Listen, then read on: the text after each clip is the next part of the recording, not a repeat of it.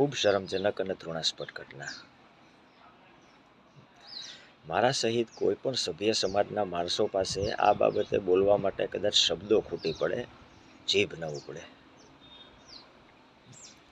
કોંગ્રેસ પક્ષના સૌરાષ્ટ્ર કચ્છના પ્રવક્તા તરીકે હું કોઈ આજે રાજકીય આક્ષેપબાજી, નિવેદનબાજી કરવા માગતો નથી, પણ એક સનાતની યજ્ઞોપવિત બ્રાહ્મણ તરીકે હું ગુજરાત સરકાર અને ગુજરાત પોલીસને બે હાથ જોડી ભિક્ષા માગું છું કે જે કોઈ આવા વિકૃત પિશાચો હોય એની તાત્કાલિક ધરપકડ થાય અને રાજકોટની ઊભી બજારમાં આવા વિકૃત પિશાચોની નિર્વસ્ત્ર પરેડ કાઢવામાં આવે, જેથી સમાજમાં એક દાખલો બેસે, કેમકે આ એક ખૂબ ગંભીર વિષય છે।